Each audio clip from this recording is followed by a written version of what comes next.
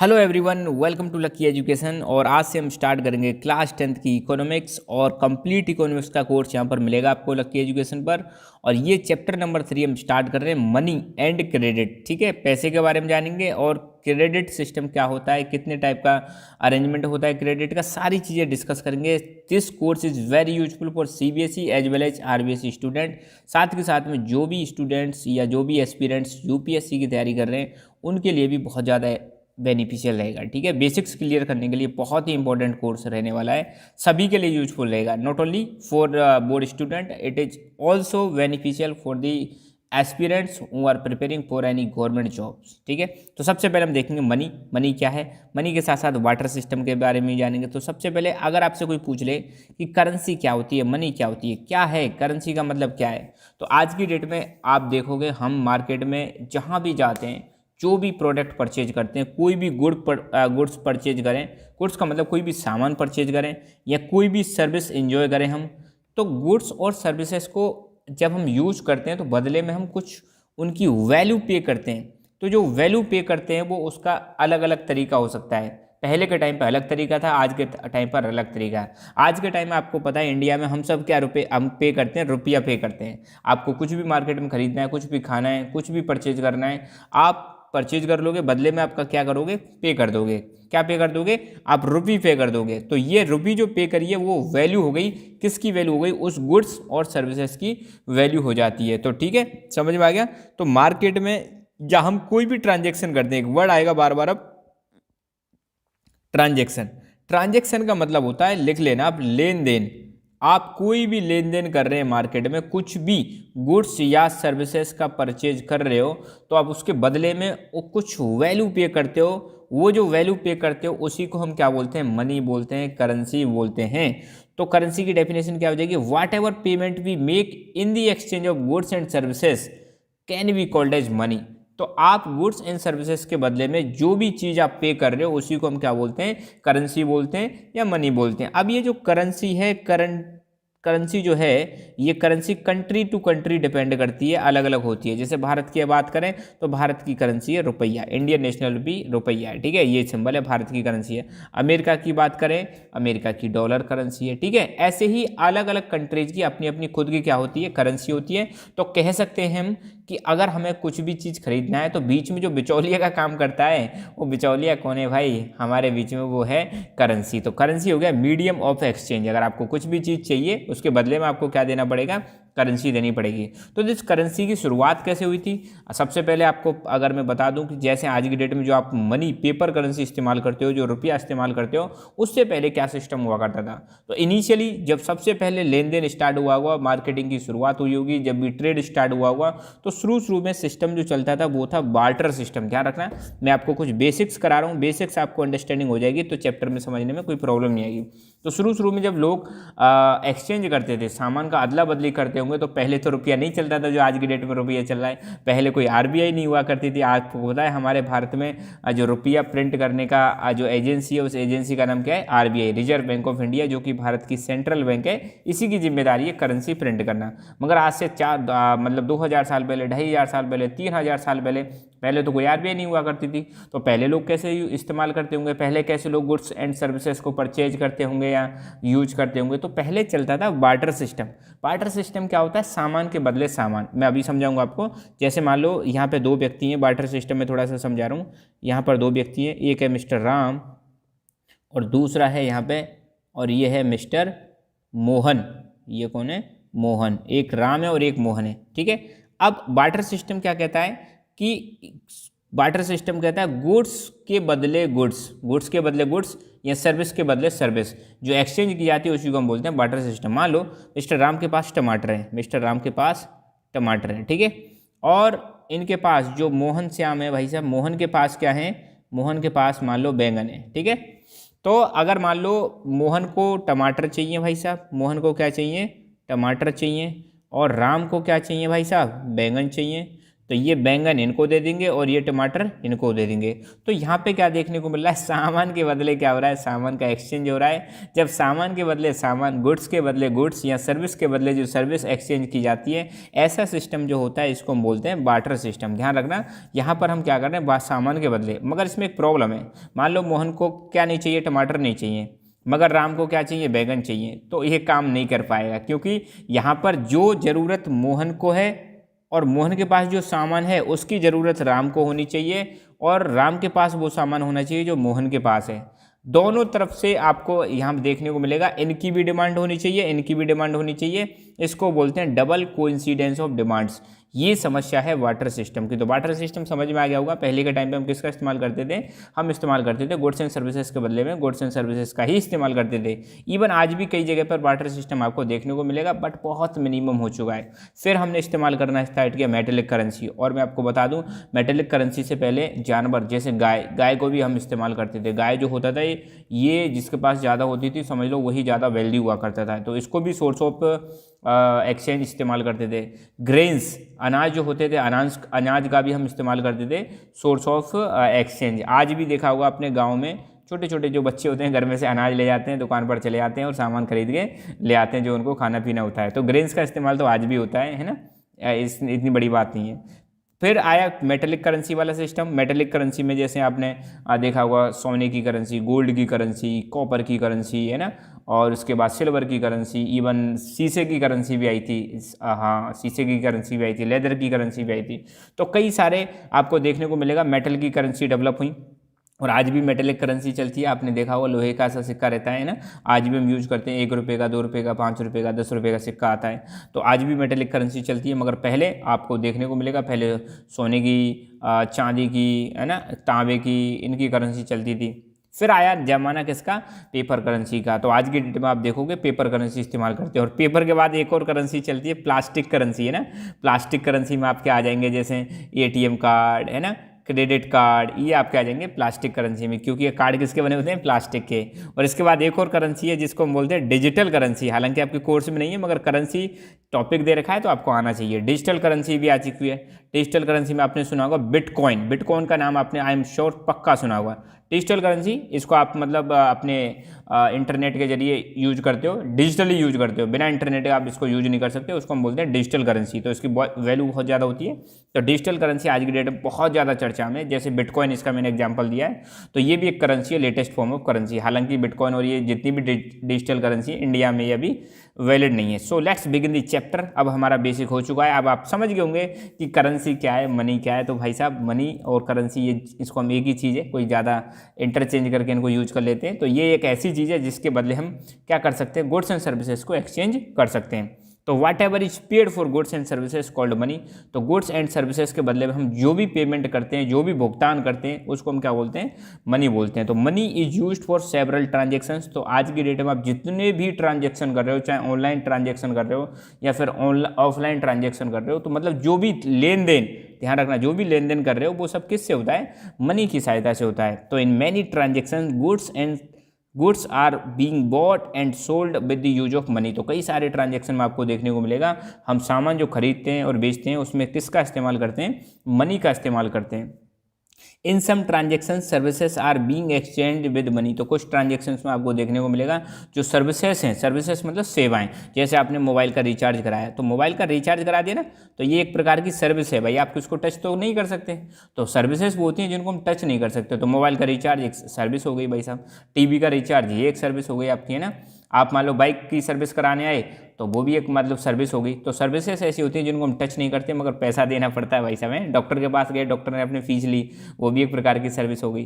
तो सर्विसेज भी मनी के सहारे क्या की जाती हैं, एक्सचेंज की जाती हैं। तो इस प्रकार हम कह सकते हैं कि मनी एक इंटरमीडिएट का काम कर रहा है। मान लो यहाँ कोई व्यक्ति है और यहाँ कोई सामान है, तो इस व्यक्ति को ये सामान लेना है तो किसकी सहायता से लेगा, ये मनी की सहायता से लेगा। तो मनी एक बिचौलिए की तरह काम करता है ना, किस में, एक्सचेंज के प्रोसेस में। इनको जो चीज़ चाहिए तो इस प्रोसेस में एक्सचेंज की तरह काम करेगा। मान लो दो पार्टी हैं, एक पार्टी ए, एक पार्टी ए, एक ए है और एक बी है। ए से बी को कुछ लेना है, ए से बी को कुछ लेना है, तो बी बदले में ए को कुछ पे करेंगे। तो जो पे कर रहे हैं वो क्या चीज़ है, मनी। तो मनी एक प्रकार से हो गया मीडियम ऑफ एक्सचेंज।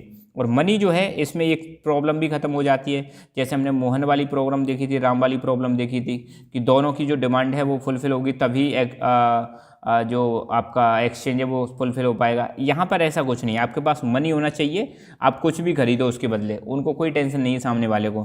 तो जो डबल कोइंसिडेंस ऑफ डिमांड वाली जो प्रॉब्लम थी बार्टर सिस्टम में, वो डबल कोइंसिडेंस ऑफ डिमांड वाली प्रॉब्लम जो है ख़त्म हो जाती है किससे? मनी की सहायता से, है ना। पहले के टाइम पे अगर हम बात करें, पहले के टाइम पे आपको देखने को मिलेगा पहले कॉइन्स भी इस्तेमाल करते थे और कई प्रकार के ऑब्जेक्ट हम इस्तेमाल करते थे मनी के रूप में। जैसे ग्रेन्स का इस्तेमाल करते थे, अनाज का मतलब केटल का इस्तेमाल करते थे मनी के रूप में। कई सारे मेटेलिक कॉइन्स का इस्तेमाल करते थे जैसे गोल्ड, सिल्वर, कॉपर, इन सब चीज़ों का पहले इस्तेमाल करते थे किसके रूप में? मनी के रूप में। कुछ इंपॉर्टेंट चीज़ें आपको याद रखनी है। इंडिया की कोई करेंसी पूछे कि इंडिया की करेंसी क्या है भाई, तो आप बताओगे इंडियन नेशनल रुपी इंडिया की करेंसी है। सिंबल क्या है? ये सिंबल है ना, ऐसे करके बनाना है, ये सिंबल है हमारी करेंसी का। किसने डिजाइन किया था इसको? इसको डिजाइन किया था डी उदय कुमार जी ने इसको डिजाइन किया था। और भारत में अगर कोई पूछ ले कि सबसे पहले रुपया कब चला, भाई भारत में सबसे पहला रुपया जो चला था वो चलाया था सेठ शाह सूरी। और सेठ शाह सूरी ये सूर डायनेस्टी के थे, ध्यान रखना, सूर डायनेस्टी के ये वही व्यक्ति हैं जिसने आपको पता है तो हुमायूं को हरा दिया था। और मतलब मुगल एम्पायर कुछ समय के लिए आपको देखने को मिलेगा रुक गया था। उस समय पर सूर डायनेस्टी का रूल चल रहा था, अफगान रूलर थे शेर शाह सूरी, और इन्होंने ही ग्रैंड ट्रंक रोड बनवाया था for your kind of information, है ना। भारत में जो जीटी रोड है उसके निर्माणकर्ता कौन है? शेर शाह सूरी। तो ये शेर शाह सूरी ने लगभग 1400 से 1500 के बीच में, लगभग आज से 500 साल पहले भारत में रुपये का प्रचलन किया था। ये चीज़ आपको ध्यान रखनी है, ठीक है। बार्टर सिस्टम के बारे में थोड़ा चर्चा कर लेते हैं। मैंने अभी बताया था बार्टर सिस्टम में क्या होता है, गुड्स के बदले गुड्स दी जाती है। जैसे यहाँ टमाटर है और यहाँ पे कुछ अनाज है, तो टमाटर दो अनाज लो, ऐसे करके गुड्स के बदले जो गुड्स का एक्सचेंज होता है इसको हम बोलते हैं बार्टर सिस्टम। थोड़ा सा बार्टर सिस्टम पे चर्चा कर लेते हैं। तो वैसे तो आपको मैंने बता ही दिया, बार्टर सिस्टम एक ऐसा सिस्टम है जहाँ पे गुड्स के बदले गुड्स या सर्विस के बदले सर्विस का इस्तेमाल किया जाता है, मनी का इस्तेमाल नहीं किया जाता। आज की डेट में जो मनी होती है इसका कोई यूज नहीं है। यहाँ पे गुड्स के बदले गुड्स दी जाती है, सर्विस के बदले सर्विस दी जाती है, इसी को हम बोलते हैं बार्टर सिस्टम। बहुत बढ़िया सिस्टम है ना। In barter system goods are directly exchange without the use of money. यहाँ पर मनी का इस्तेमाल नहीं किया जाता और गुड्स को बिना मनी के सहारे क्या कर लेते हैं? एक्सचेंज कर लेते हैं। मगर कैसे करते हैं? गुड्स के बदले गुड्स, सर्विस के बदले सर्विस। मेरे पास टमाटर है, आपके पास मान लो गोभी है, तो मुझे मैं टमाटर दे दूंगा आपको और आप मुझे गोभी दे दोगे, हो गया भैया एक्सचेंज, है ना। ऐसे सिस्टम चलता है। तो before the use of money people followed barter system of exchange. तो मैंने बता दिया था शुरू में जब सिविलाइजेशन का किसी का भी स्टार्ट हुआ था तो सबसे पहले जब ट्रेड हुआ था तो बार्टर सिस्टम का ही यूज हुआ था। मगर इसमें ड्रॉबैक है, ड्रॉबैक मतलब कमी है। कमी क्या है इसमें कि मान लो मुझे अगर टमाटर बेचने और आपसे मान लो अनाज लेना है, तो उसके लिए क्या ज़रूरी है कि दोनों की नीड होनी चाहिए। आपको टमाटर की नीड होनी चाहिए, मुझे मतलब अनाज की नीड होनी चाहिए, तभी जाके हम इसको क्या कर पाएंगे? एक्सचेंज कर पाएंगे। अदरवाइज ये सिस्टम फेल हो जाता है। तो इसमें सबसे बड़ी प्रॉब्लम क्या है? Double coincidence of wants is an essential feature of barter system, नहीं तो ये फेल हो जाएगा। अगर कोई पूछे 2 नंबर में पूछ ले या 1 नंबर में बार्टर सिस्टम क्या है, तो ये डेफिनेशन लिख देना। In a transaction if both parties agrees to buy और सेल। एक कोई ट्रांजेक्शन है, अगर दोनों पार्टी एग्री हो जाती हैं, जैसे मान लो ये इनको फल दे रहे हैं, मान लो ये सेब दे रहे हैं और ये इनको केला दे रही हैं, तो दोनों पार्टी अगर एग्री हो जाती हैं खरीदने के लिए और बेचने के लिए ईच अदर्स कमोडिटीज, एक दूसरे के सामान को, कमोडिटी का मतलब क्या है? सामान को, then this is known as double coincidence of wants. Double coincidence of wants क्या कहलाता है? ये डेफिनेशन हो जाएगी डबल कोइंसिडेंस ऑफ वांट्स की। अगर दोनों पार्टी आपस में एक दूसरे को अपना सामान बेचने के लिए रेडी हो जाती हैं तो इसको हम बोलते हैं डबल कोइंसिडेंस ऑफ वांट्स। मगर ये होगा कब? जब इन भाई साहब को तो, या भाई साहब या जो भी बहन जी जो भी है, तो इनको तो क्या चाहिए? केला चाहिए और इनको सेब चाहिए। तो दोनों की नीड अगर ऐसी होगी तो ही ये सिस्टम क्या हो पाएगा? सक्सेसफुल हो पाएगा।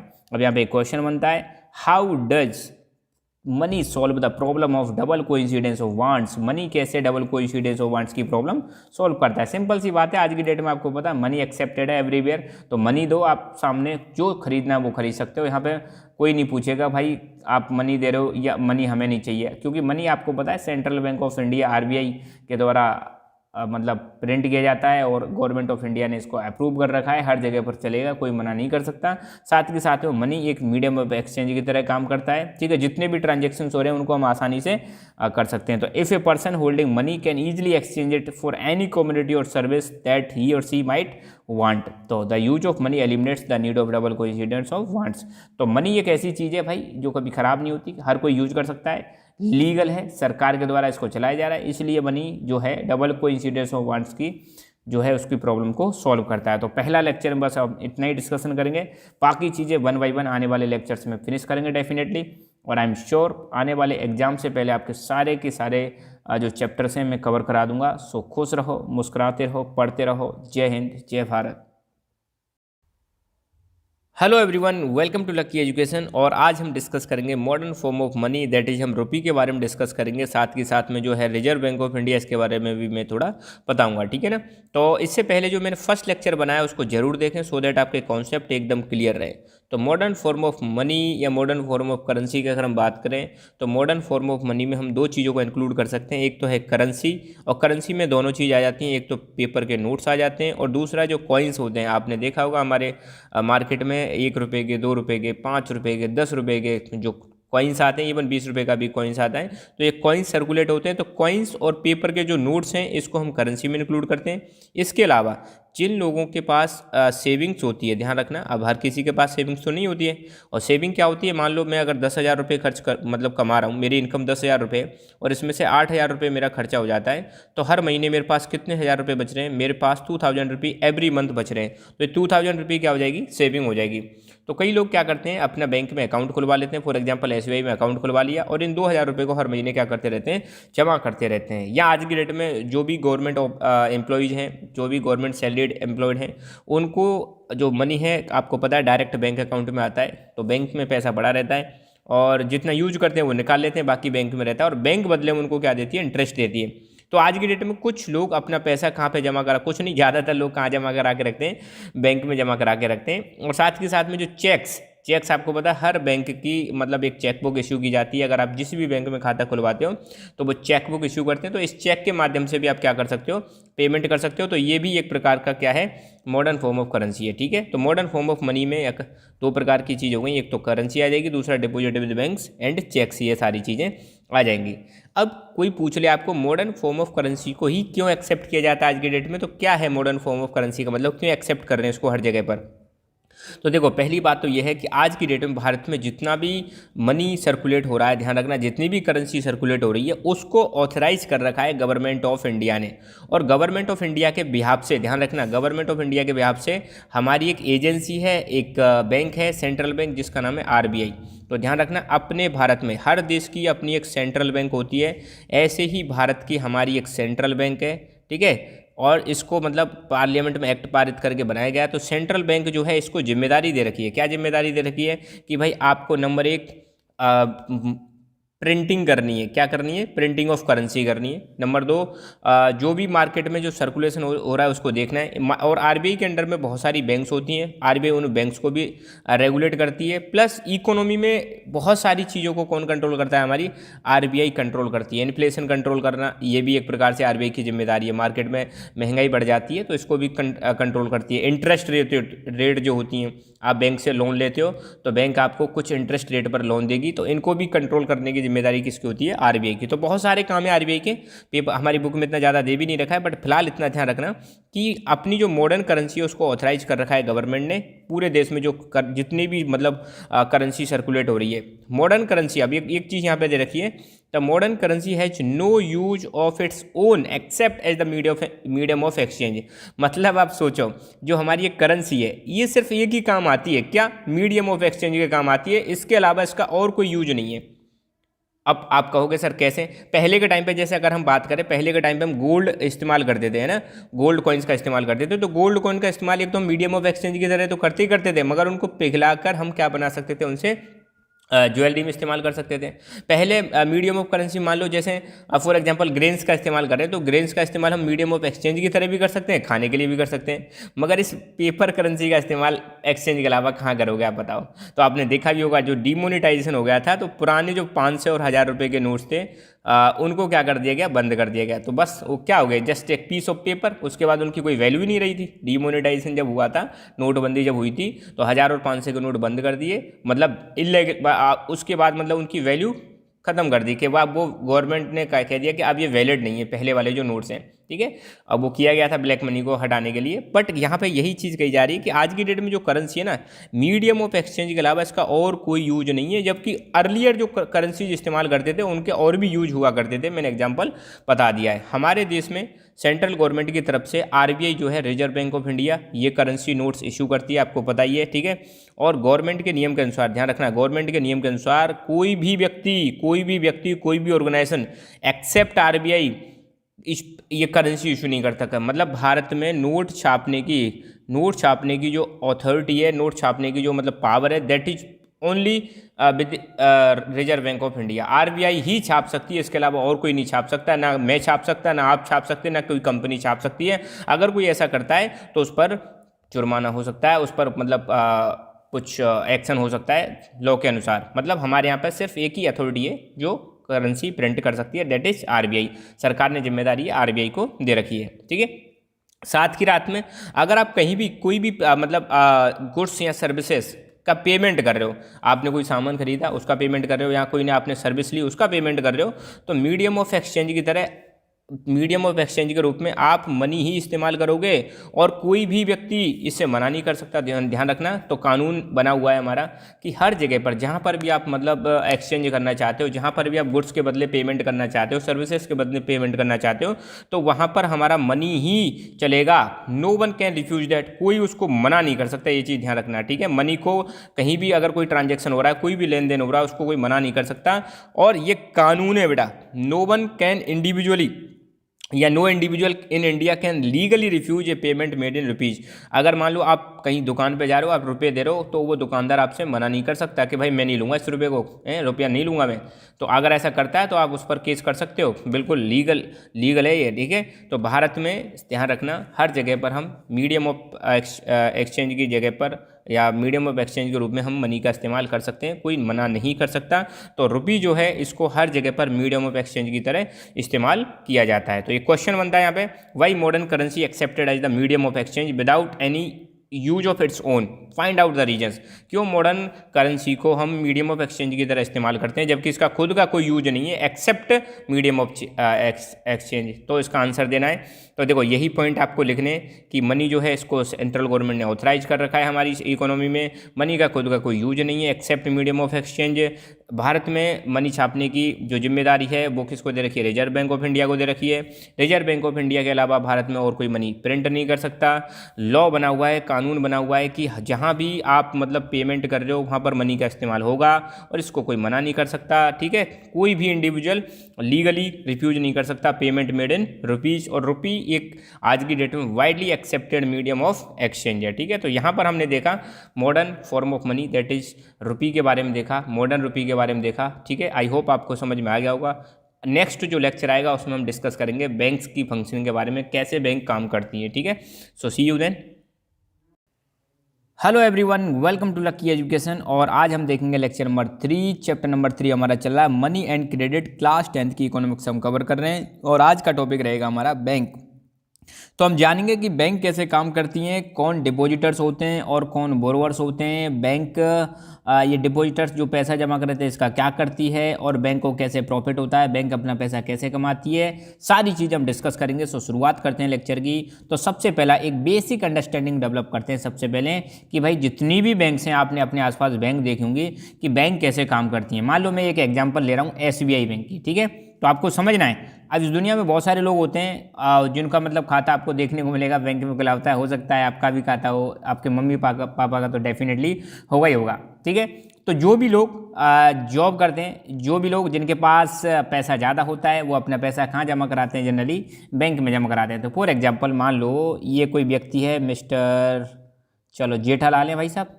जेठालाल मान लो पर मंथ की इनकम है इनकी 80,000 रुपये। ध्यान रखना जेठालाल पर मंथ कितना कमा रहे हैं, ये हो गई इनकी इनकम पर मंथ की।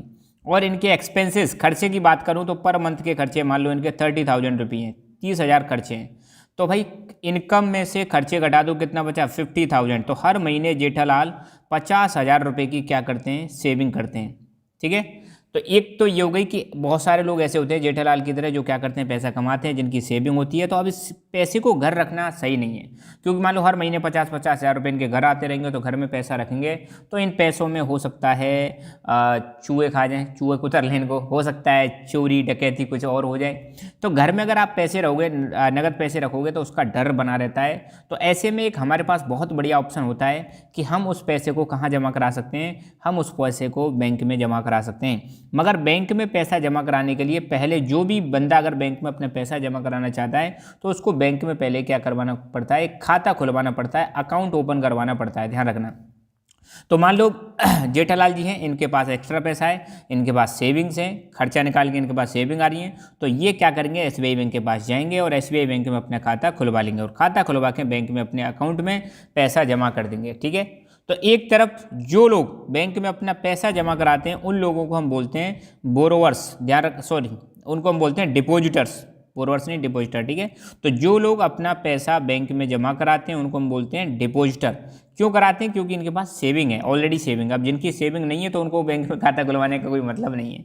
तो जनरली जिनके पास सेविंग्स होती हैं वो अपना खाता खुलवा लेते हैं बैंक में और बैंक में पैसा जमा करा देते हैं। अब एक फ़ायदा क्या है, बैंक में अगर मान लो इन्होंने 100 रुपये, मान के चल रहा हूँ मैं, अब इन्होंने 100 रुपये जमा कराए तो बैंक इनको 4 रुपये देगी। कितने रुपये देगी, मान लो 4 रुपये ब्याज के दे रही है, इंटरेस्ट के दे रही है।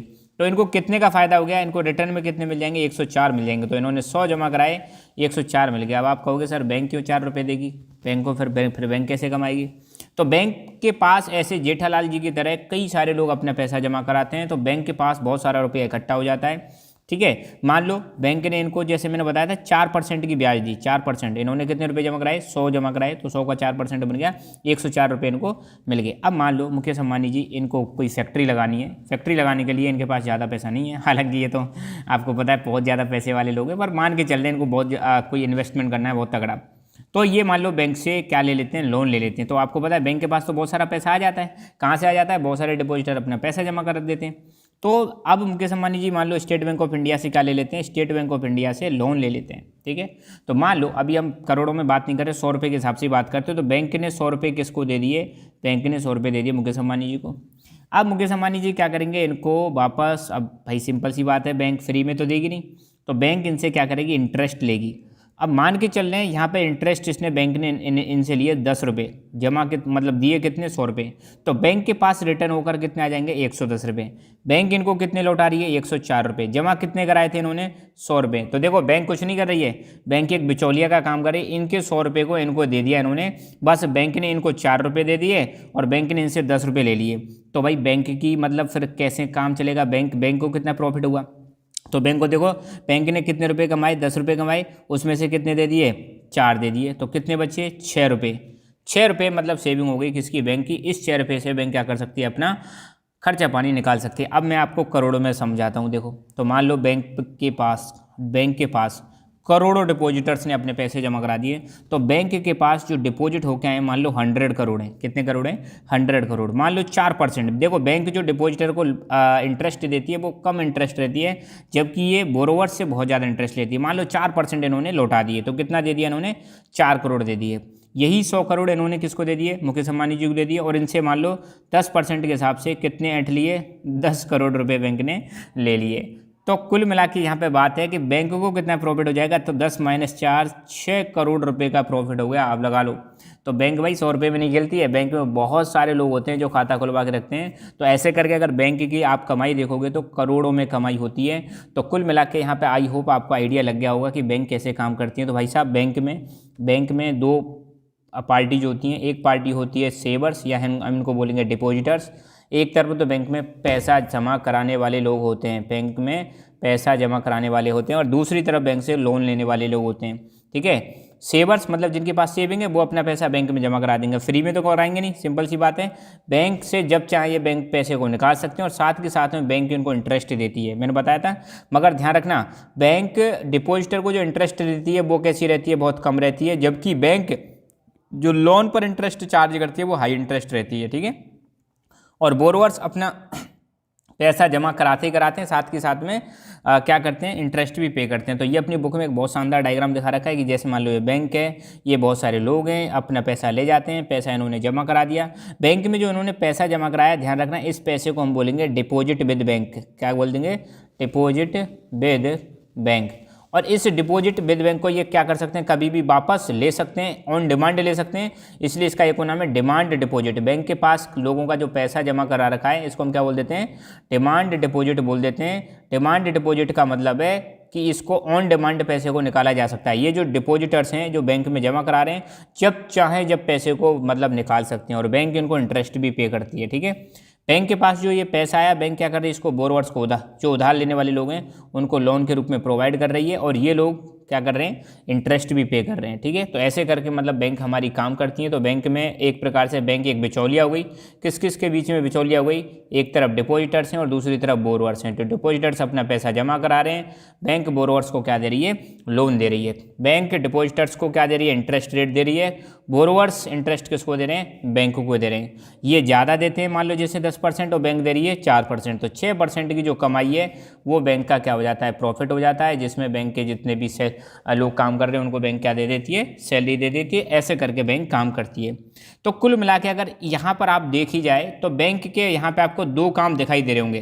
पहला काम है बैंक का डिपॉजिट एक्सेप्ट करना। पहला काम क्या है? बैंक क्या करती है? डिपॉजिट एक्सेप्ट करती है। दूसरा काम आपको यहाँ पे नजर आ रहा होगा, बैंक क्या प्रोवाइड कराती है?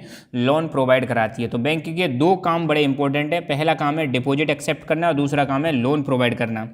बैंक इन डिपॉजिट पर इंटरेस्ट रेट पे करती है और लोन पर इंटरेस्ट लेती है, ये चीज़ आप ध्यान रखना। इसके अलावा बैंक के और भी काम होते हैं। लेट मी टेल यू कौन कौन से काम होते हैं। जैसे बैंक मान लो और भी फैसिलिटीज प्रोवाइड कराती है। डिमांड ड्राफ्ट बनवा सकते हो बैंक में।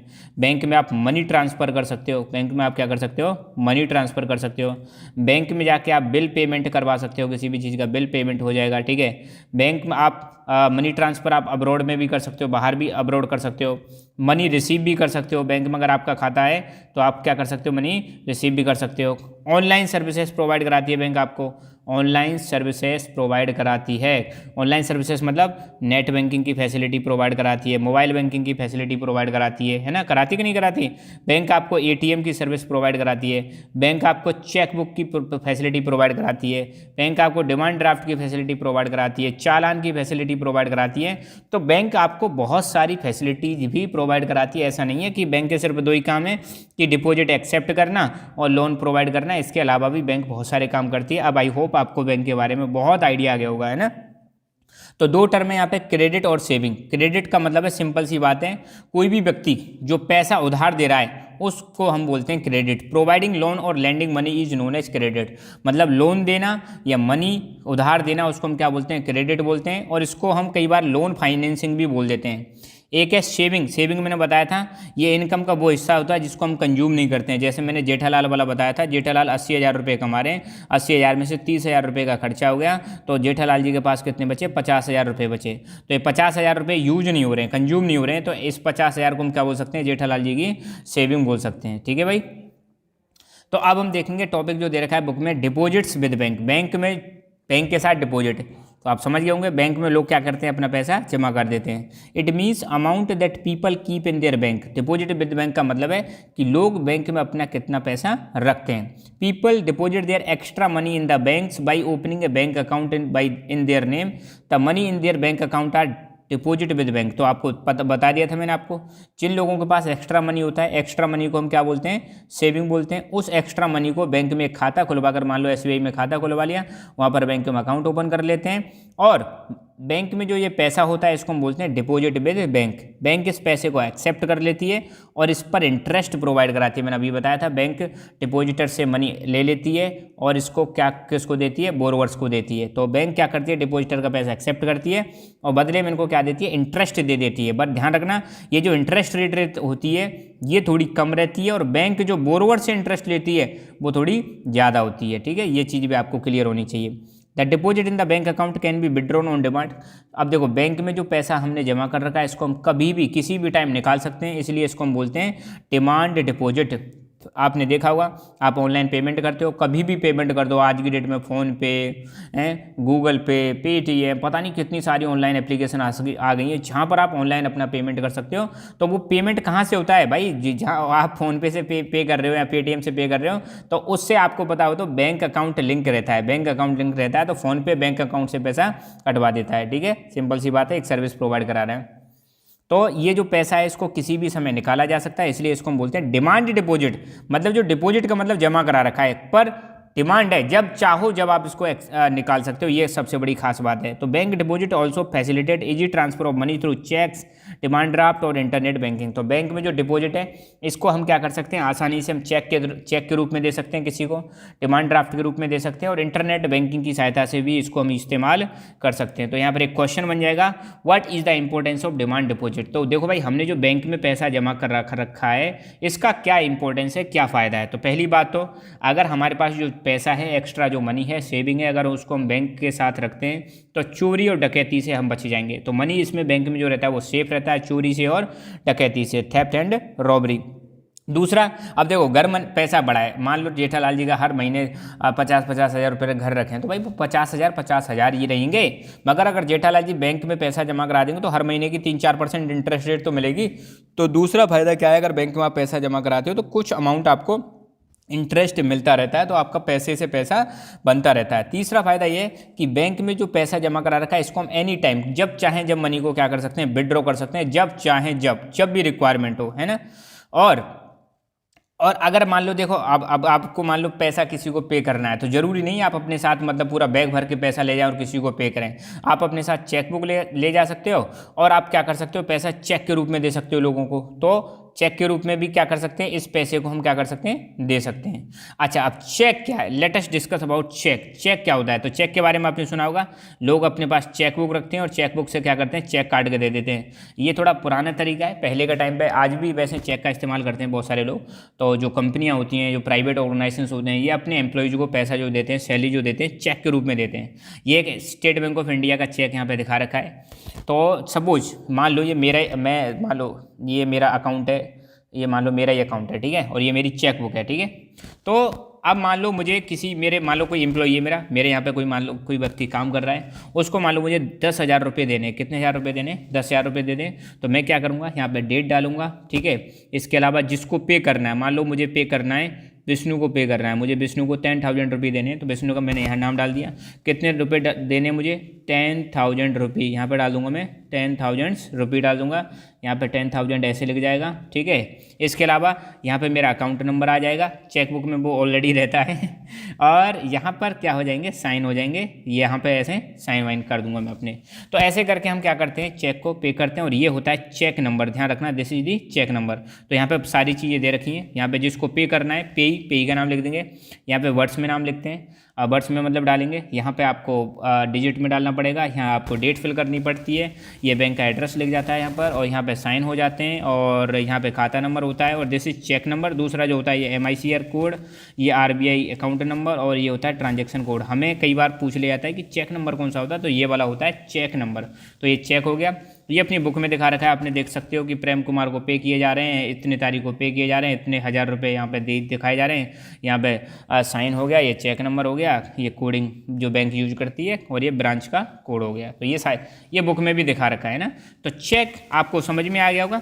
इसका फ़ायदा क्या है कि मेरे पास अगर मान लो पैसा है, डिमांड डिपॉजिट है, बैंक में जो पैसा है उस पैसे को मैं चेक के रूप में किसी को दे सकता हूँ।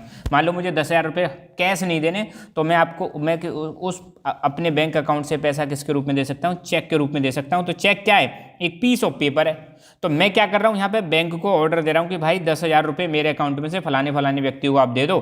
तो यहाँ पे ये ऑर्डर दिया जा रहा है। तो cheque is a paper instructing the bank to pay a specific amount from the person's account to the person in whose name cheque has been issued. तो मान लो अभी मैंने बताया था चेक, मान लो मैंने किसको इशू किया था, विष्णु को इशू किया था। तो मैं बैंक को ऑर्डर दे रहा हूँ कि भैया विष्णु को आप कितने 10,000 रुपये पे कर दो, किसके अकाउंट में से, लक्की के अकाउंट में से 10,000 रुपये आप क्या कर दो, पे कर दो। तो मैं एक ऑर्डर दे रहा हूँ, किसको ऑर्डर दे रहा हूँ, बैंक को दे रहा हूँ। तो चेक क्या हो गया, एक पीस ऑफ पेपर है, एक पेपर का पीस है जो बैंक को एक ऑर्डर दे रहा है कि भाई इतना अकाउंट इस व्यक्ति के अकाउंट में से जिसका नाम चेक पर डाला गया उसको दे दो। तो पैसा किसके अकाउंट में से कटेगा, लक्की के अकाउंट में से कटेगा। किसको मिल जाएगा? विष्णु को मिल जाएगा। ठीक है, तो payment can be made with the use of cheque instead of cash. तो इसका फ़ायदा क्या है? सबसे बड़ा फ़ायदा कि आपको कैश में पेमेंट करने की ज़रूरत नहीं है। अगर मान लो कोई व्यक्ति आपने लगा रखा है जॉब पर, तो आप उसको कैश के रूप में पेमेंट कर सकते हो। Payment can be made with the use of cheque instead of cash, double हो गया यहाँ पर, कोई बात नहीं है।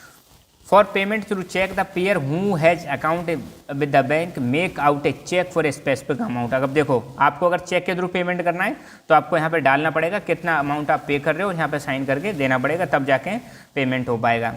Loan activities of the bank, तो मैंने आपको बता ही दिया, बैंक जो पैसा जमा करती है डिपॉजिटर से, उस पैसे को क्या करती है? लोन में घुमा देती है। ये चीज़ आपको पता ही है। तो bank accept deposit of the people in this way they collect large amount of the deposit. मान लो अगर बैंक में 1 करोड़ लोगों ने खाता खुलवा लिया और 1 करोड़ रुपए एक रुपये भी जमा कराते हैं, 1 करोड़ लोग 1 रुपये भी जमा कराते हैं, तो बैंक के पास कितना पैसा आ जाएगा? 1 करोड़ रुपये आ जाएगा। तो बैंक इस पैसे को क्या करती है? लोन पर घुमा देती है, ध्यान रखना। तो bank keep only a small proportion of their deposit as cash with themselves. This is kept for those depositors who wish to withdraw money from their account. देखो बेटा, बैंक में जो लोग पैसा जमा कराते हैं, मान लो बैंक में 100 करोड़ रुपए जमा हो करा दिए किसी ने ना, तो बैंक क्या करती है? सारा की सारा पैसा लोन में नहीं देती है। ठीक है, कुछ अमाउंट बैंक जो है अपने पास रख देती है। इस चीज़ को हम बोलते हैं CRR, cash reserve ratio.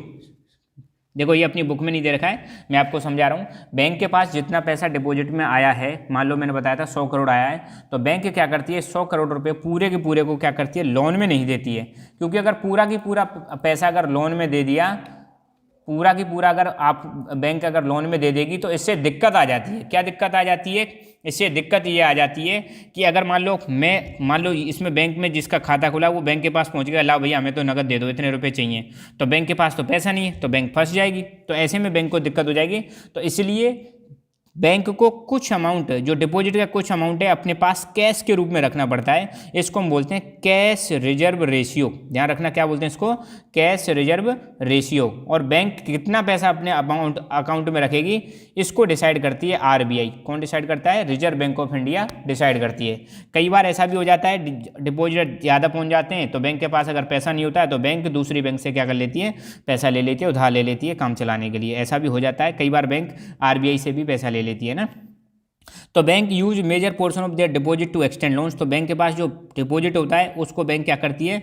Loan में दे देती है। Bank charge high interest rate on loans than what they offer and deposit. तो ध्यान रखना, बैंक जो बोरोवर से इंटरेस्ट रेट ले रही है वो ज़्यादा इंटरेस्ट रेट होती है, और जो बोरोवर्स को इंटरेस्ट रेट देती है वो कम होती है। जैसे मान लो बोरोवर्स को बैंक 4% दे रही है, और डिपॉजिटर को बैंक 4% दे रही है, और बोरोवर से कितना ले रही है? 12%। तो बैंक का फायदा कितना हो जाएगा? 8% हो जाएगा। तो ये चीज़ आपको हमेशा ध्यान रखनी है कि बैंक जो बोरोवर से इंटरेस्ट रेट लेती है वो ज़्यादा होती है, और डिपॉजिटर्स को इंटरेस्ट रेट देती है वो बहुत कम होती है। तो जो बीच का जो होता है डिफरेंस जो होता है इंटरेस्ट का, वही होता है मेजर सोर्स ऑफ इनकम। तो डिफरेंस कितना हो गया? 8। तो इसको करोड़ों में भी लें तो 8 करोड़ रुपये सीधी सीधी कमाई हो जाएगी। अगर बैंक के पास 100 करोड़ रुपए आते हैं, जिसमें से 4 करोड़ रुपए बैंक क्या कर देती है? बोरोवर्स को दे देगी, और 12 करोड़ ले लेगी किससे? 4 करोड़ रुपए तो दे देगी डिपॉजिटर को, और 12 करोड़ किससे ले लेगी? बोरोवर से। तो बैंक को सीधे सीधे बच जाएंगे कितने? 8 करोड़ रुपए का प्रॉफिट हो जाएगा। तो ये चीज़ ध्यान रखना। तो बैंक का प्रॉफिट या बैंक की कमाई कैसे होती है? तो बैंक जो है बोरोवर से ज़्यादा इंटरेस्ट रेट लेती है, डिपॉजिटर्स को कम इंटरेस्ट लेती है, तो जो डिफरेंस होता है वही बैंक की असली कमाई होती है। In this way bank mediate between those who have surplus fund and those who are need of fund. तो इस प्रकार बैंक एक बिचौलिया की तरह काम कर रही है। तो किन किन के बीच का बिचौलिया बैंक? डिपॉजिटर और बोरोवर्स। बोरोवर्स को पैसे की ज़रूरत है, डिपॉजिटर पैसे को जमा कराते हैं, क्योंकि इनके पास पैसा किसमें? सरप्लस में, क्योंकि इनके पास सेविंग है। ठीक है, इनको पैसे की नीड है। तो ऐसे करके बैंक एक बिचौलिए की काम करती है, बिचौलिए का इंटरमीडिएट का काम करती है।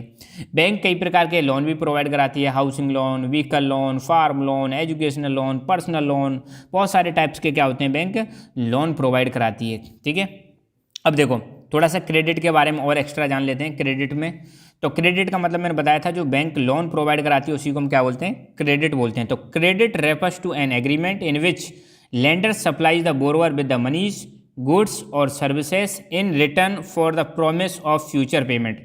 तो देखो बेटा, क्रेडिट क्या होता है? क्रेडिट एक एग्रीमेंट होता है, किसके बीच में? लेंडर के बीच में और बोरोवर के बीच में। लेंडर कौन होता है? जो लोन दे रहा है या क्रेडिट दे रहा है उसको लेंडर बोलते हैं। और बोरोवर कौन होता है? जो पैसा ले रहा है। तो लेंडर बोरोवर को पैसा देता है, इसी चीज़ को हम क्या बोलते हैं? क्रेडिट बोलते हैं। ठीक है, तो ये क्या क्या दे सकते हैं? ये मनी दे सकते हैं, गुड्स दे सकते हैं, सर्विस दे सकते हैं, और प्रॉमिस करते हैं यहाँ पे कि फ्यूचर में ये इसको क्या कर देंगे? रिटर्न कर देंगे विद इंटरेस्ट। ठीक है ना।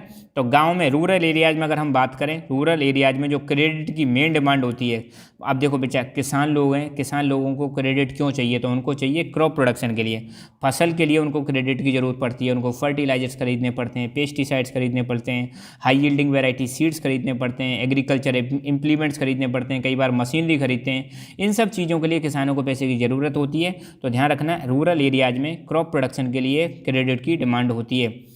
अब कई बार ऐसा होता है क्रेडिट लेने की वजह से, ध्यान देना, क्रेडिट लेने की वजह से लोग बाग क्या है? डेट ट्रैप में भी फंस जाते हैं। कई बार मान लो उधार ले लिया, चुका नहीं पाए, तो बाद में क्या है? कुछ लोग कर्जे के जाल में फंस जाते हैं। इस चीज़ को हम बोलते हैं डेट ट्रैप।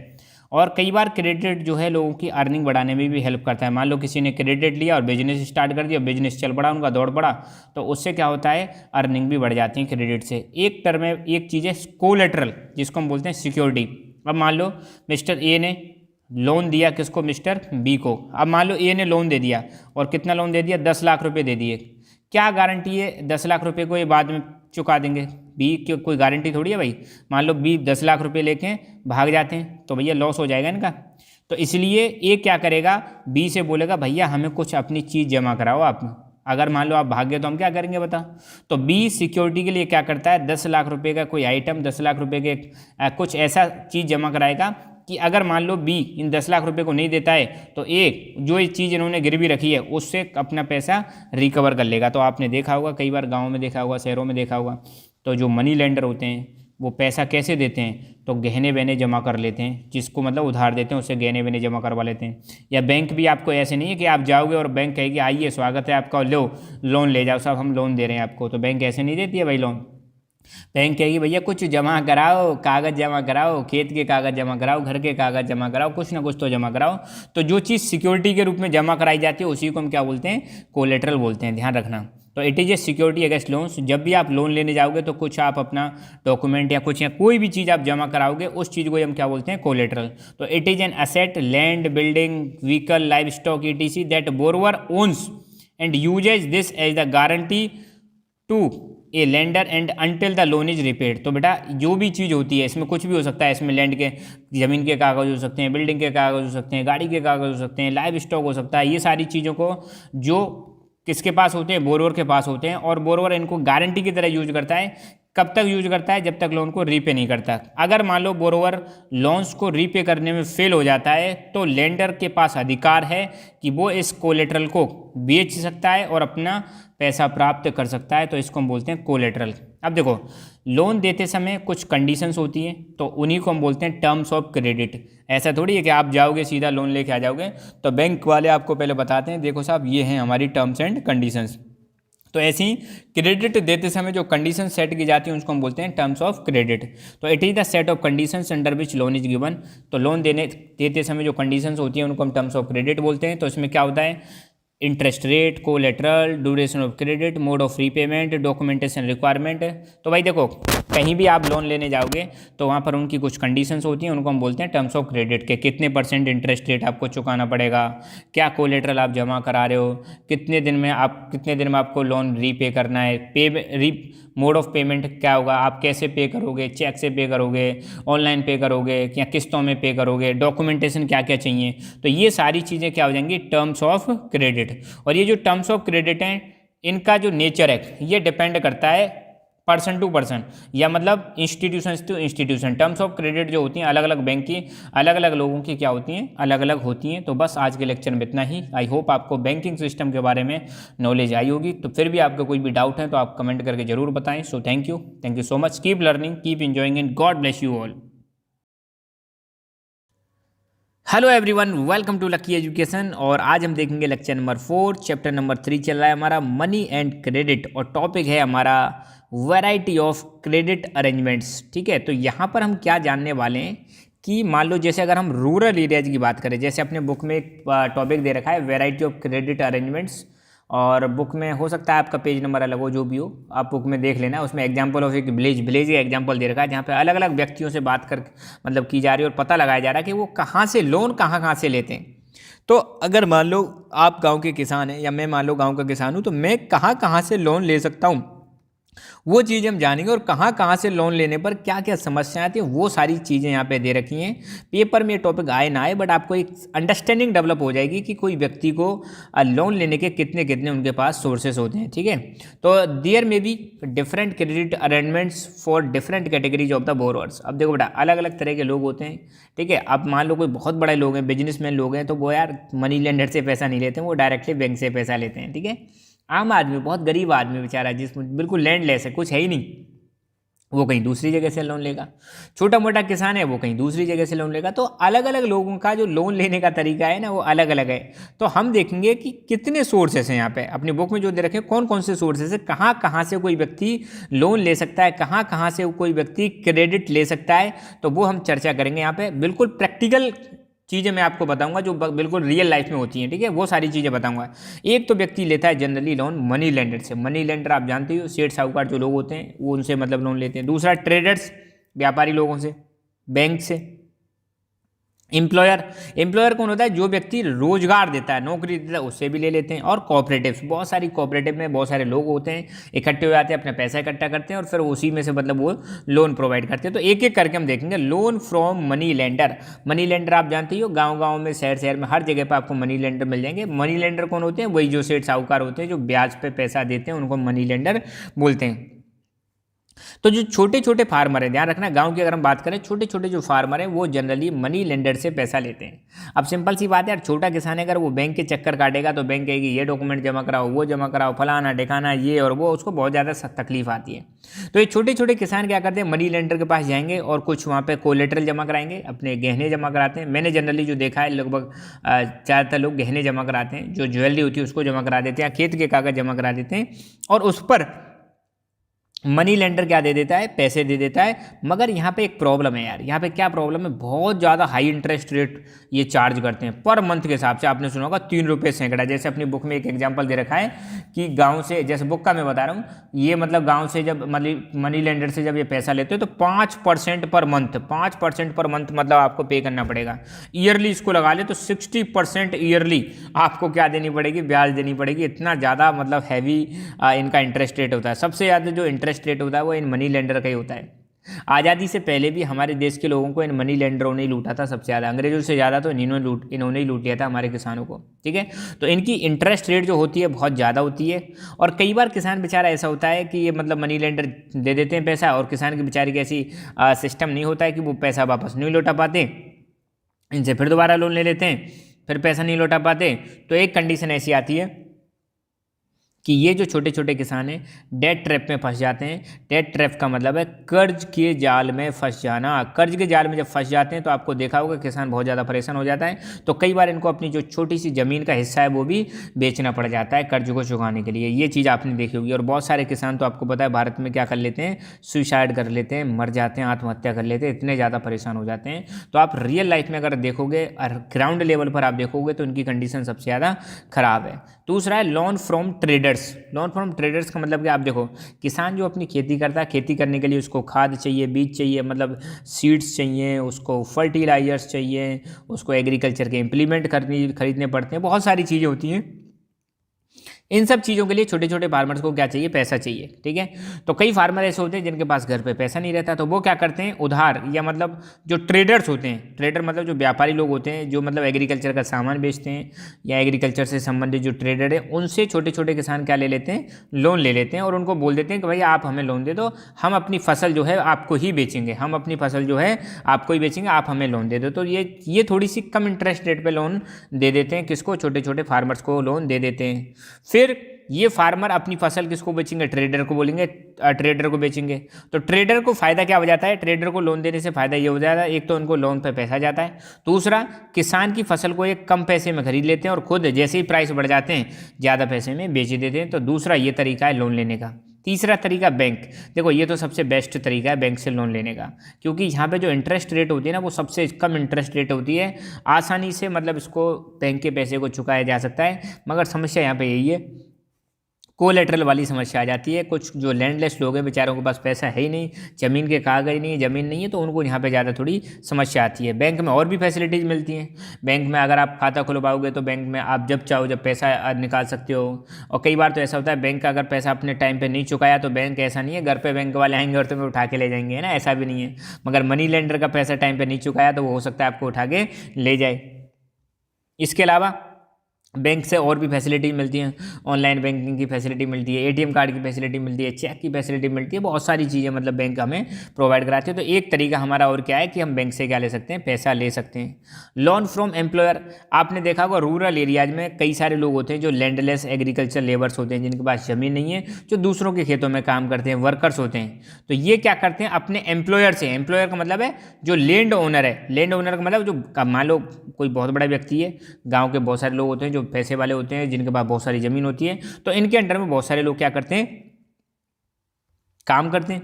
और ये लोग क्या करते हैं, इन लैंड ओनर से पैसा ले लेते हैं और ये लैंड ओनर बहुत ज़्यादा इंटरेस्ट रेट पर इनको क्या देते हैं, पैसा देते हैं।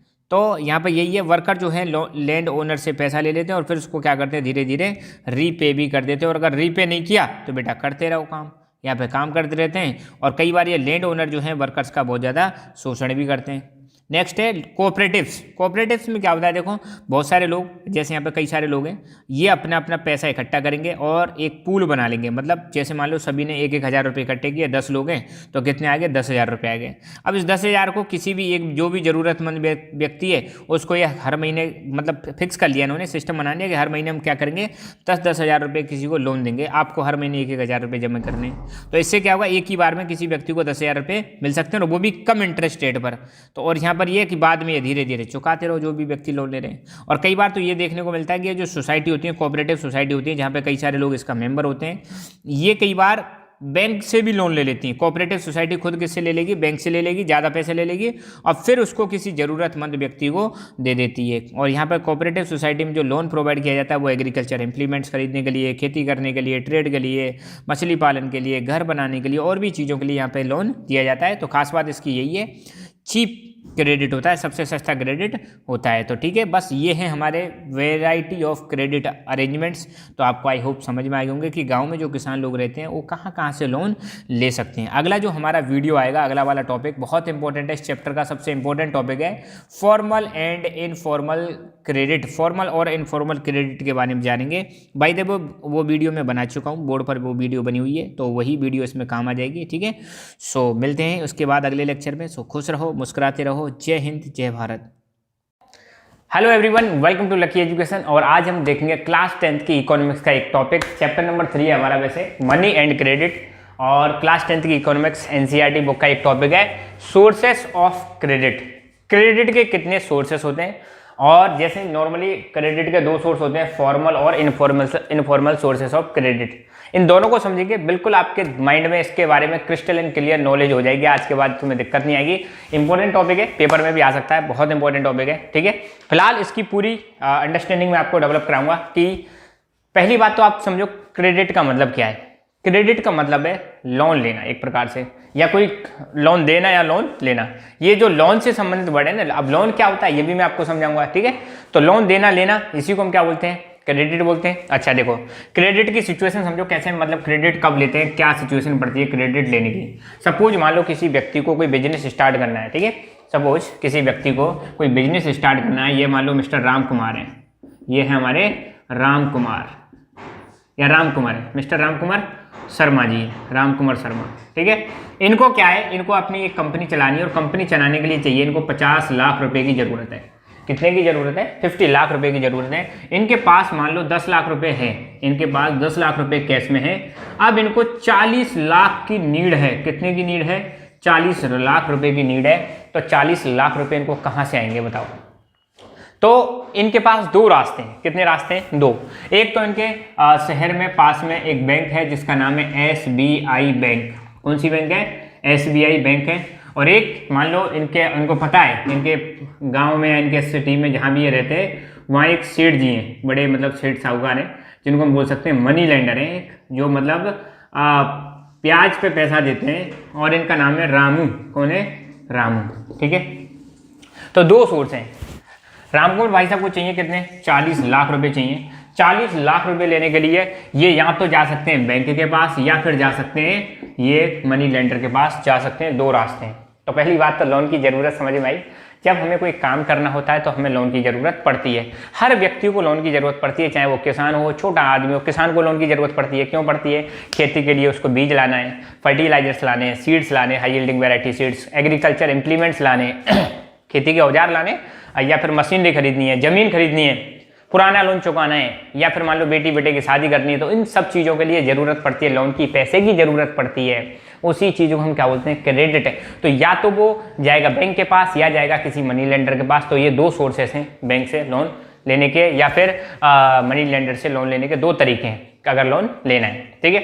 लोन की ज़रूरत इंडस्ट्रियलिस्ट को भी पड़ती है, जो व्यापारी लोग होते हैं, इंडस्ट्रियलिस्ट होते हैं, जिनकी कंपनियाँ होती हैं बड़ी बड़ी, उनको भी लोन की ज़रूरत पड़ती है। तो पहली चीज़ तो हमने समझी लोन। ठीक है, लोन क्या है? अब इसी लोन को ही क्या बोलते हैं बेटा? क्रेडिट बोलते हैं। तो क्रेडिट लोन लेने के 2 सोर्स हैं। एक तो है फॉर्मल, फॉर्मल का एक और नाम है इंस्टीट्यूशनल सोर्सेस। कैसे सोर्सेस हैं? Institutional sources. और दूसरा है इनफॉर्मल, इसको बोलते हैं नॉन इंस्टीट्यूशनल। कौन से है? Non institutional sources. अब इन दोनों में अंतर क्या है? देखो अंतर समझाता हूँ। अगर राम कुमार शर्मा जी जो हैं, राम कुमार शर्मा जी रामू के पास जाते हैं तो आपको पता है जो मनी लेंडर होते हैं, आपने देखा हो गांव में, शहरों में, ये जो ब्याज होती है, ध्यान रखना मैं ब्याज एक शब्द इस्तेमाल कर रहा हूँ, ब्याज को अंग्रेजी में बोलते हैं इंटरेस्ट। यहाँ पे इंटरेस्ट रेट बहुत ज़्यादा होती है। और यही अगर रामकुमार भाई साहब बैंक में चले आते हैं तो यहाँ पे जो इंटरेस्ट रेट है, ब्याज जो है वो क्या होगी? इंटरेस्ट रेट बहुत कम होगी। अब आदमी सिचुएशन के हिसाब से लोन लेता है। ठीक है। कई बार मान लो इमरजेंसी में तुरंत लोन चाहिए, तो तुरंत अब आप बैंक के पास जाएंगे, भाई तुरंत हमें लोन दे दो, तो वो बैंक तो तुरंत देगी नहीं, क्योंकि उनका एक प्रोसीजर रहता है, पूरा प्रोसीजर फॉलो करना पड़ता है, फॉर्मेलिटी फॉलो करनी पड़ती है, जो भी रिक्वायर्ड डॉक्यूमेंट है वो जमा कराने पड़ते हैं। अगर राम कुमार भाई साहब रामू के पास जाएंगे और ये इनको बाई फेस जानते हैं और इनके बारे में पता है इनकी साख कैसी है, तो इनको हो सकता है इमीडिएटली लोन दे दें। तो दोनों में अंतर है, अंतर समझते हैं। तो पहली बात तो समझ में आया, क्रेडिट किसे कहते हैं? जब मतलब किसी व्यक्ति को जरूरत पड़ती है पैसे की, एक्स्ट्रा पैसे की नीड पड़ती है, तो एक्स्ट्रा पैसे की नीड को अगर उसके पास नहीं है तो बाहर से कहीं से उसको लाएगा। अब किस जगह से ला रहा है वही उस सोर्स का नाम हो जाएगा। ठीक है। तो इमरजेंसी के टाइम पर, या फिर मान लो कोई काम करने के लिए, ये या फिर मान लो अपनी इनकम से ज़्यादा अगर कोई काम करना है, तो हमें किसकी ज़रूरत पड़ती है? क्रेडिट की ज़रूरत पड़ती है। बैंक भी क्रेडिट देती है, आम आदमी भी क्रेडिट दे सकता है, अपने मित्र भी क्रेडिट दे सकते हैं, रिलेटिव्स भी क्रेडिट दे सकते हैं। अब हर व्यक्ति की टर्म्स ऑफ क्रेडिट जो होती हैं वो अलग अलग होती हैं। बैंक के टर्म्स अलग मिलेंगे, आम आदमी के टर्म्स अलग मिलेंगे। मतलब शर्तें, क्रेडिट देने के लिए जो शर्तें होती हैं कि ब्याज की रेट कब होगी, कितने समय तक कितनी ब्याज लगेगी, कब लौटाना है, ये उसकी हो जाएगी टर्म्स। ये कोलेटरल चाहिए या नहीं चाहिए। तो अब यहाँ पे ध्यान देना, फॉर्मल सोर्सेस होते हैं, तो ध्यान रखना क्रेडिट के 2 सोर्स हैं, एक तो है फॉर्मल और दूसरा है informal sources of credit. Credit क्या है? जो लोन पे लोन लिया जा रहा है उसी को हम क्या बोल रहे हैं? क्रेडिट बोल रहे हैं। तो आप एग्जाम्पल पूछ रहे कि फॉर्मल सोर्सेस का एग्जाम्पल दो, फॉर्मल सेक्टर और इनफॉर्मल सेक्टर, इन दोनों का एग्जांपल देना। फॉर्मल सोर्स भी बोल सकते हैं, ध्यान रखना, सेक्टर की जगह पे आप फॉर्मल सोर्सेस भी बोल सकते हो, सेक्टर की जगह पे आप क्या बोल सकते हो? सोर्सेस भी बोल सकते हो। तो फॉर्मल सोर्सेस का एग्जांपल है बैंक और कोऑपरेटिव। आप बैंक में चले आओ, बैंक से आपको जो लोन मिलेगा, बैंक किस में आएगी? फॉर्मल सेक्टर में आएगी। कोऑपरेटिव जो समिति होती हैं, छोटी छोटी समिति होती हैं, वो भी किस में आती हैं? फॉर्मल सेक्टर में ही आती हैं। ध्यान रखना, ये जो होती है फॉर्मल सेक्टर, इसको सुपरवाइज और कंट्रोल कौन करता है? आरबीआई। आरबीआई क्या है बेटा? आरबीआई है हमारी रिजर्व बैंक ऑफ इंडिया। क्या है? Reserve Bank of India. ये जो रिजर्व बैंक ऑफ इंडिया है, इसको हम भारत की सेंट्रल बैंक बोलते हैं। कौन सी बैंक बोलते हैं? सेंट्रल बैंक बोलते हैं। यही जो बैंक है, यही करती है हमारी प्रिंटिंग ऑफ करेंसी। भारत में करेंसी का प्रिंटिंग कौन करता है? आरबीआई करती है। यही आरबीआई बाकी बैंकों को कंट्रोल करती है, सुपरवाइज करती है। तो जो फॉर्मल सोर्सेस है, फॉर्मल सेक्टर जो है, उसको सुपरवाइज करने का काम, कंट्रोल करने का काम कौन करता है? Reserve Bank of India. और भारत में जो नोट इश्यू करते हैं वो भी कौन इश्यू करती है? Reserve Bank of India.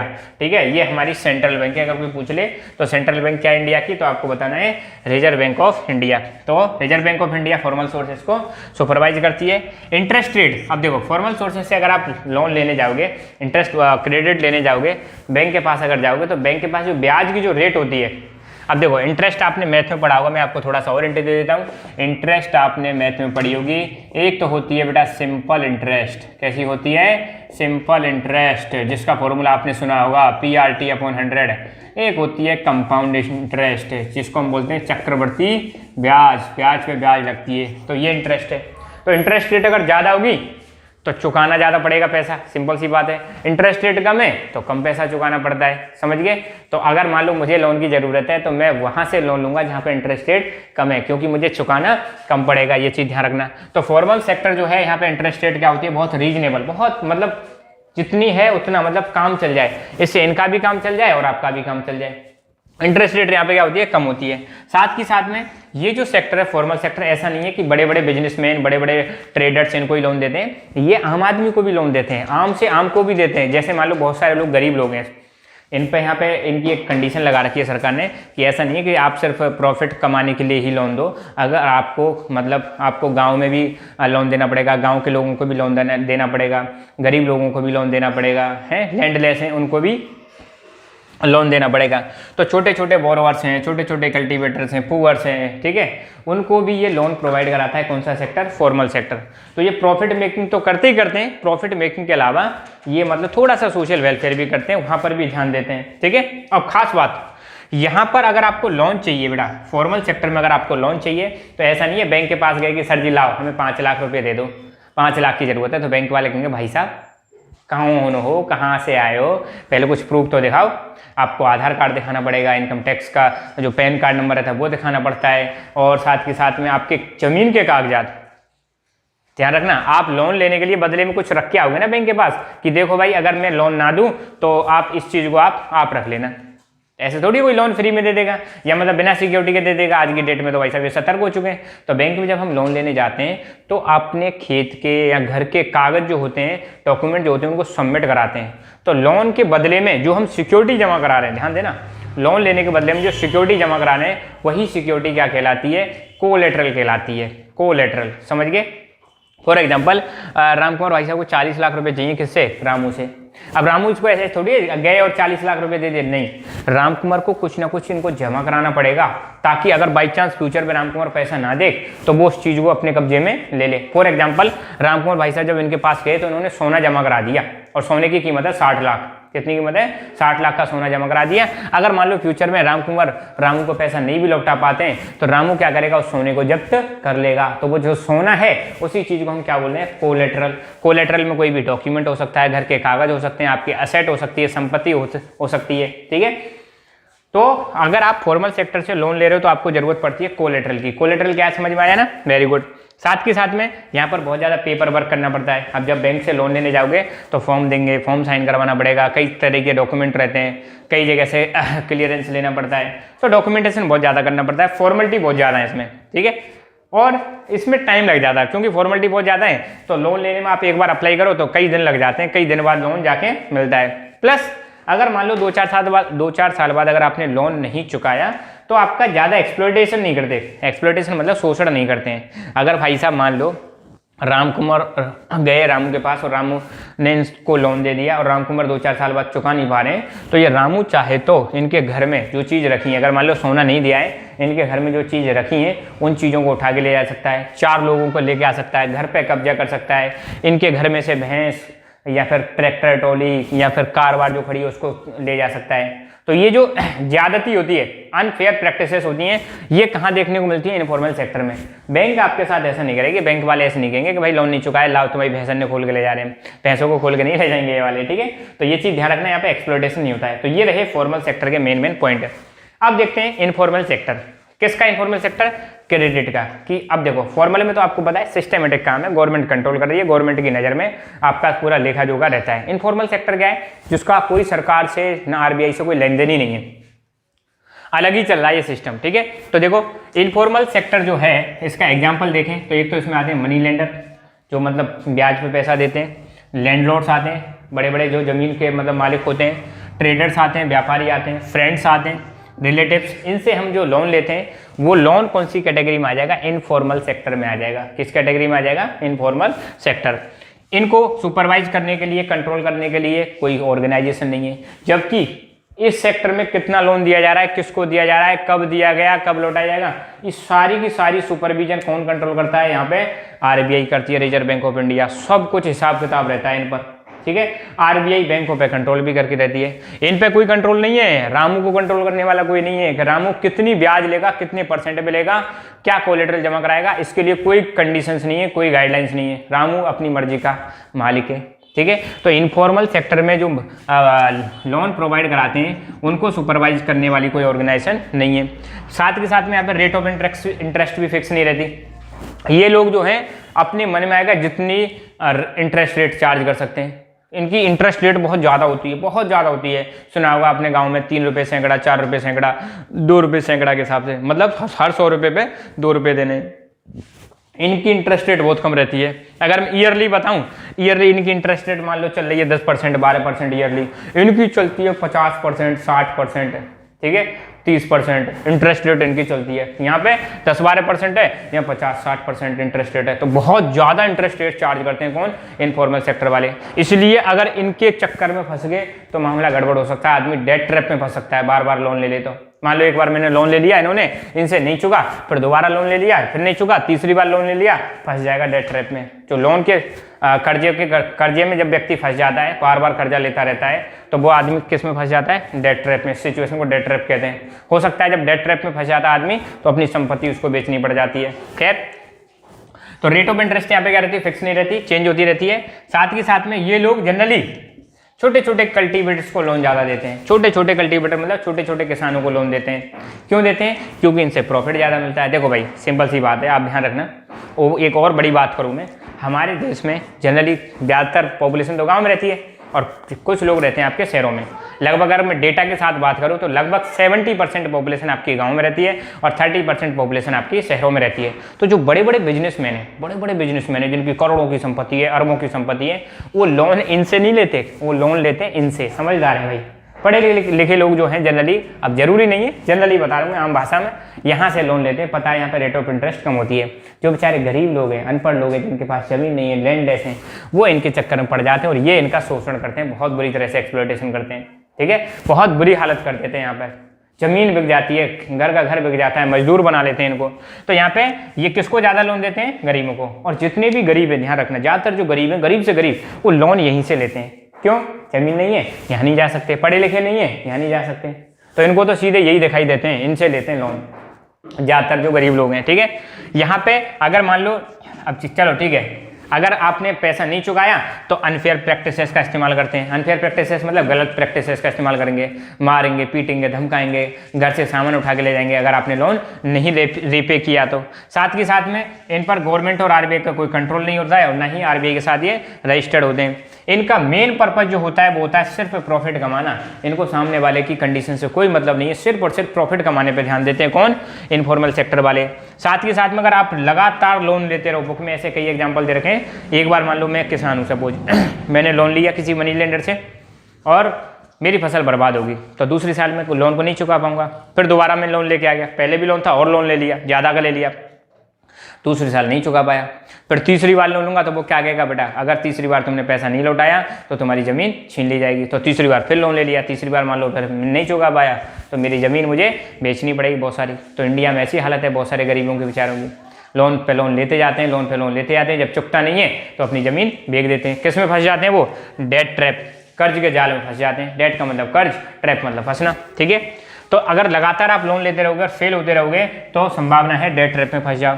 पर इसका एक फ़ायदा है, यहाँ पर अगर लोन लेना है फटाक से लोन मिल जाता है, जाओ पैसा, मतलब पता रहता है, जो भी लोग जिस एरिया में रह रहे हैं उनको पता है कि मुझे लोन कहाँ से मिलेगा। तो यहाँ पे जो टाइम है बहुत कम टाइम लगता है, ठीक है। तो ये हुआ हमारा फॉर्मल और इनफॉर्मल सोर्सेस ऑफ क्रेडिट। तो अगर आपको लोन चाहिए तो लोन के आपके पास दो सोर्सेस हैं, दो सेक्टर हैं, या तो आप जाओगे फॉर्मल सेक्टर में या जाओगे इनफॉर्मल सेक्टर में।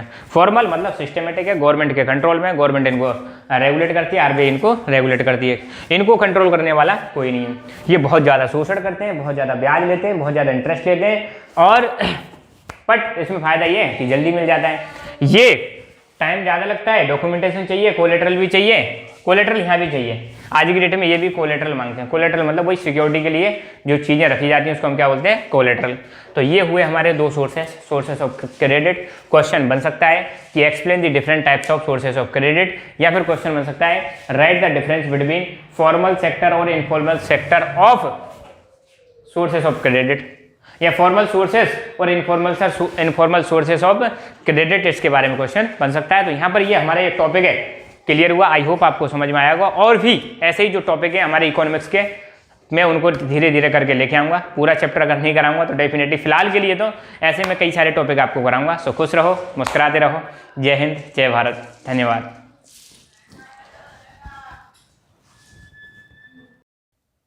Hello everyone, welcome to Lucky Education. और आज हम डिस्कस करेंगे सेल्फ हेल्प ग्रुप्स के बारे में। सेल्फ हेल्प ग्रुप क्या होते हैं इसके बारे में पूरा डिस्कस करेंगे। तो ये हमारा लास्ट लेक्चर है, चैप्टर नंबर 3 हम कवर कर रहे हैं, class 10 economics, money and credit. तो शुरुआत करते हैं। पहली बात, सेल्फ हेल्प ग्रुप पढ़ने से पहले हमें समझेंगे, देखो सेल्फ हेल्प ग्रुप क्या है, ये भी एक प्रकार का लोन देने का तरीका है। मतलब इसमें भी क्या कर सकते हैं, एक ग्रुप होता है, वो क्या करते हैं, आपस में एक दूसरे की हेल्प करते हैं, इसलिए इसका नाम आया सेल्फ हेल्प ग्रुप। पर सेल्फ हेल्प ग्रुप को जानने से पहले हम जानेंगे यार सेल्फ हेल्प ग्रुप की ज़रूरत क्या पड़ी। यार अपने पास तो बहुत सारे अरेंजमेंट है लोन लेने के। अगर हमें पैसा चाहिए, क्रेडिट चाहिए, तो बहुत सारे तरीके हैं। हम मनी लेंडर के पास जा सकते हैं, बैंक के पास जा सकते हैं, अपने एम्प्लॉयर के पास जा सकते हैं, किसी ट्रेडर के पास जा सकते हैं। तो भाई सेल्फ हेल्प ग्रुप की क्या ज़रूरत है? तो देखो ज़रूरत है, क्या ज़रूरत है, number by number, one by one हम समझते हैं। तो यहाँ पे दो रीजन मेन इंपॉर्टेंट दे रखे हैं कि क्यों हमें सेल्फ हेल्प ग्रुप की ज़रूरत है। सबसे पहले हम बात करते हैं बैंक्स की।